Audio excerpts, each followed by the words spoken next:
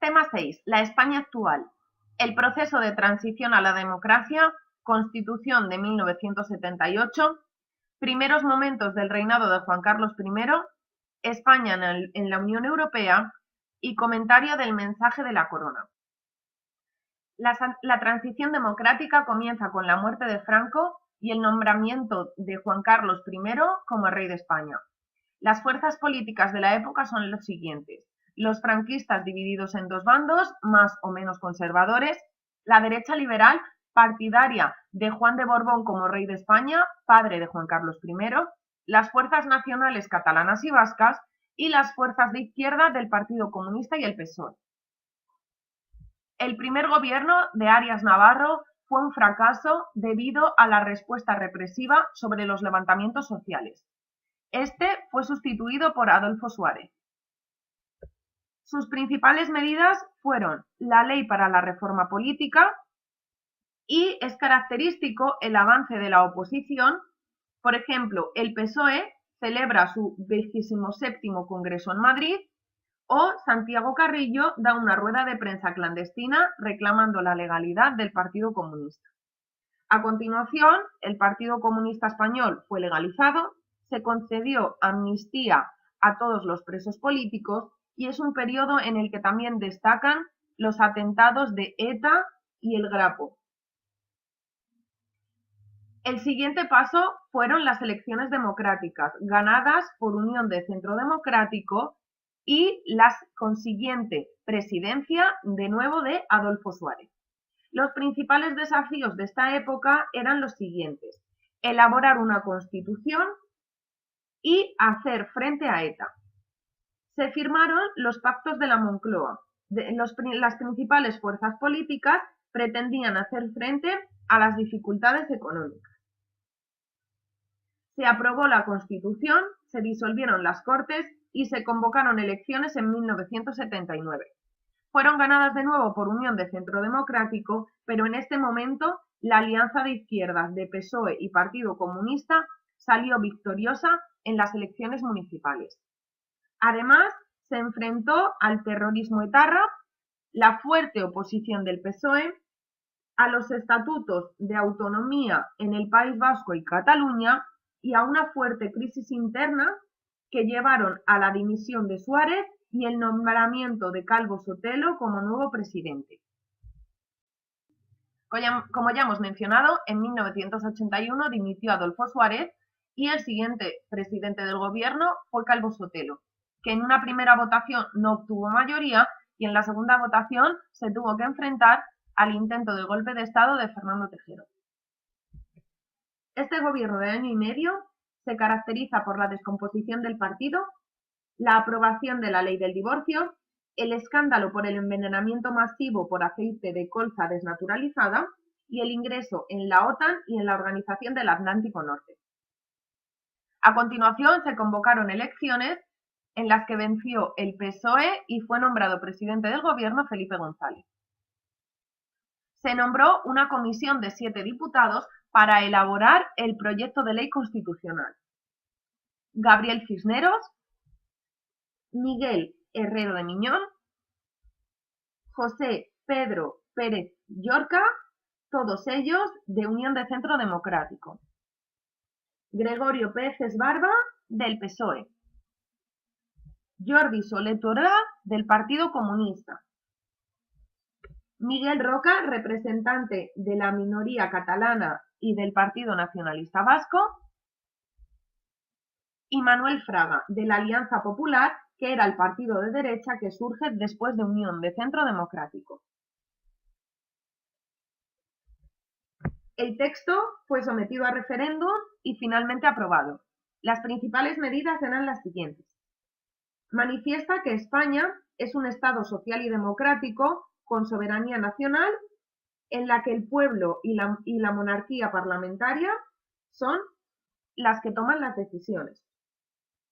Reconoce el derecho de autonomía, así como derechos, deberes y libertades de los españoles, y manifiesta la separación de poderes, legislativo en el Congreso y el Senado y judicial en jueces y magistrados.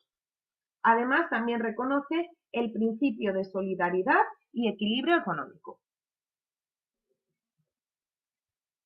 En 1962, Franco solicitó la apertura de negociaciones con la Comisión Económica Europea y finalmente ingresará en ella en 1986. Será en 1992 cuando se entre a formar parte del Fondo de Cohesión y la Unión Económica Monetaria, con la consecuente integración de la moneda única en el 2002. Además, en 1982, como ya hemos mencionado, España entra en la Organización del Atlántico Norte y cabe señalar la colaboración con Francia contra el terrorismo y la pertenencia a la OTAN. Analizaremos el mensaje de la corona.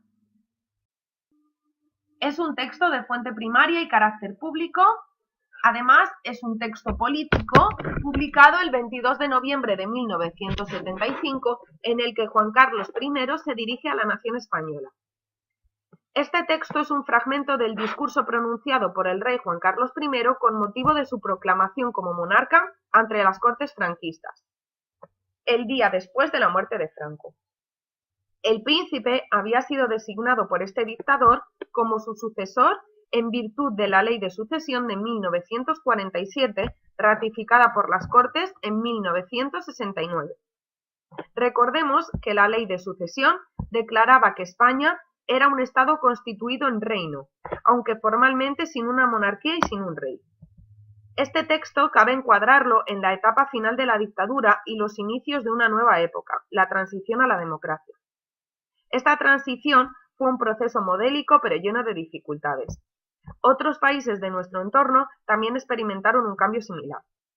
Cronológicamente, esta etapa se extiende desde la proclamación del rey Juan Carlos como rey de España hasta 1978, fecha en la que entra en vigor la Constitución española.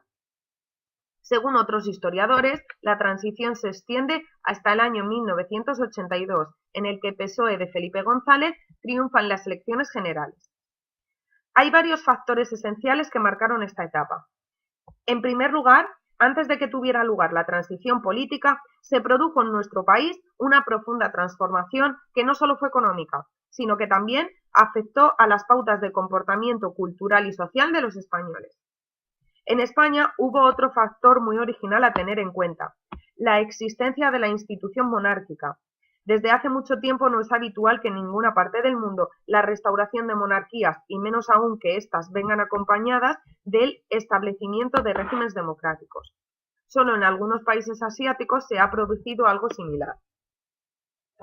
Un tercer rasgo que sirve para explicar la peculiaridad de la transición española consiste en que ésta se realizó desde el mismo interior del régimen. Esto no ha sido algo habitual en la historia. En España esa voluntad estuvo clara por parte del rey y también de aquellos dirigentes políticos que él nombró para ocupar los puestos políticos más decisivos.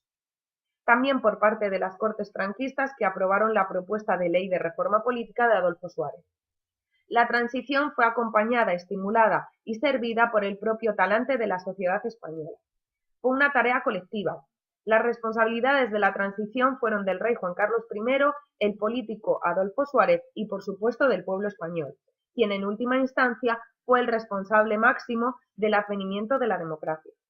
Otro factor importante a tener en cuenta fue que en la transición española desempeñó un papel de extremada importancia el recuerdo del pasado. El fantasma de la guerra civil planeaba sobre la institución política. Existen grupos muy radicales de extrema izquierda y extrema derecha. Los dirigentes políticos en muchas ocasiones moderaron sus apetencias de victoria sobre el adversario o procuraron encauzar hacia la convivencia a sus propios adversarios.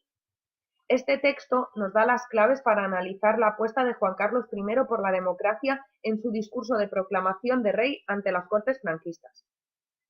Es un documento profundamente emotivo, que comienza con la declaración del rey de asumir su responsabilidad como monarca ante el pueblo español. Es consciente de que comienza una nueva época en la historia de España, marcada por el cambio, e invoca el consenso como medio para construir la concordia nacional entre todos los españoles. Gracias a los diversos acuerdos a los que se llegaron, las fuerzas políticas se pudieron encaminar con un paso firme hacia la democracia. En segundo lugar, tras pedir su ayuda a Dios, manifiesta su deseo de ser guardián del sistema constitucional. Posteriormente, considera que desea ser rey de todos los españoles y hace una llamada a las Fuerzas Armadas, a las que considera patrióticas y disciplinadas. Esta idea es fundamental y va a ser la base ideológica de su reinado.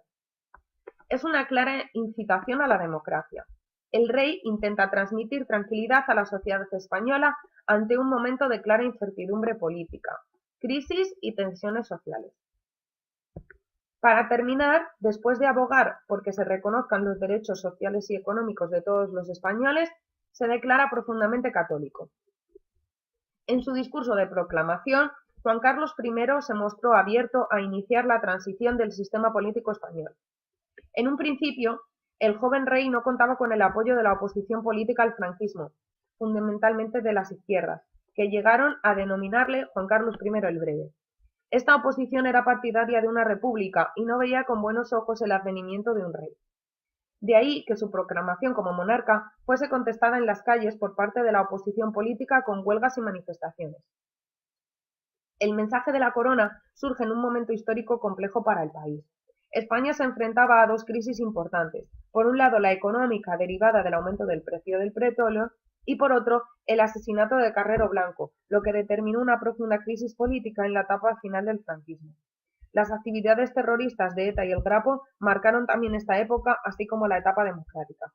En conclusión, este documento viene a marcar un antes y un después de lo que será el régimen de Franco y la monarquía de Juan Carlos I, que a pesar de ser heredera del régimen, disolverá las viejas y anacrónicas estructuras políticas del franquismo, abriendo el camino a la integración de España en el marco occidental de una democracia abiertamente europeísta y avanzada.